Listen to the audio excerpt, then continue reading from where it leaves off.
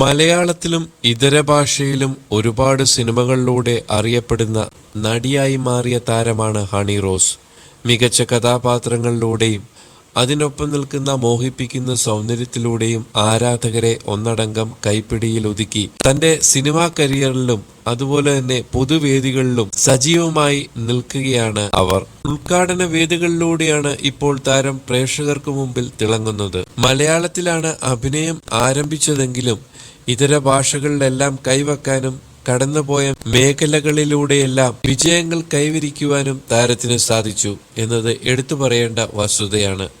ഓരോ കഥാപാത്രങ്ങളിലൂടെയും വളരെ മികച്ച അഭിപ്രായങ്ങളാണ് താരം നേടിക്കൊണ്ടിരിക്കുന്നത്. അഭിനയത്തിനൊപ്പം തന്നെ സോഷ്യൽ മീഡിയ ഇടങ്ങളിലും താരം സജീവമായി പ്രവർത്തിക്കുന്നു. അതുകൂടാതെ ഉദ്ഘാടന സദസ്സുകളിൽ മറ്റും പങ്കെടുത്ത് ആരാധകർക്കൊപ്പം നിന്ന് ആരാധകരെ സ്നേഹിക്കുവാനും ആരാധകരുടെ സ്നേഹം ആസ്വദിക്കുവാനും ആവോളം അവസരം ലഭിക്കുകയും ചെയ്തുകൊണ്ടിരിക്കുന്ന നടിയാണ് ഹണി റോസ്. താരത്തിന് ഒരുപാട് ബോഡി ഷേമിങ്ങുകൾ ഇക്കാലഘട്ടത്തിനുള്ളിൽ തന്നെ നേരിടേണ്ടി വന്നിട്ടുമുണ്ട്. എങ്കിലും വളരെ പക്വമായും മാന്യമായുമാണ് അതിനെയെല്ലാം താരം നേരിടുന്നത്. ഇപ്പോൾ മാതൃഭൂമി അക്ഷരോത്സവത്തിന്റെ 5ാമത് എഡിഷനിൽ സിനിമാ തീരം താരജീവിതം എന്ന പരിപാടിയിൽ ബോഡി ഷേമിങ്ങിനെ കുറിച്ചും സ്വന്തം ശരീരത്തെക്കുറിച്ചുമെല്ലാം പറഞ്ഞ കാര്യങ്ങൾ ഇപ്പോൾ സോഷ്യൽ മീഡിയയിൽ വൈറലായി മാറിക്കൊണ്ടിരിക്കുകയാണ്.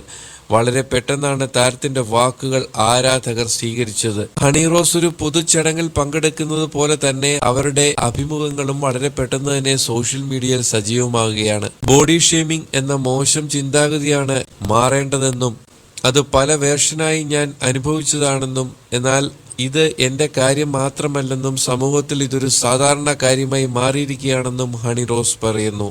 ആർക്കും ആരെക്കുറിച്ചും എന്തു വേണമെങ്കിലും എഴുതിയും പറഞ്ഞും വിടാം എന്നൊരു അവസ്ഥയാണിപ്പോൾ സമൂഹത്തിലുള്ളതെന്നും താരം പറയുന്നു.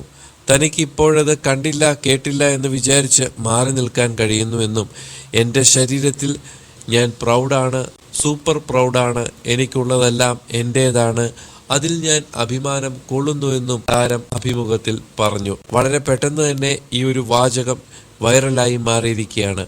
കൂടുതൽ വാർത്തകൾക്കും വിശേഷങ്ങൾക്കുമായി നിങ്ങൾ ഈ ചാനൽ സബ്സ്ക്രൈബ് ചെയ്യാൻ മറക്കരുതേ.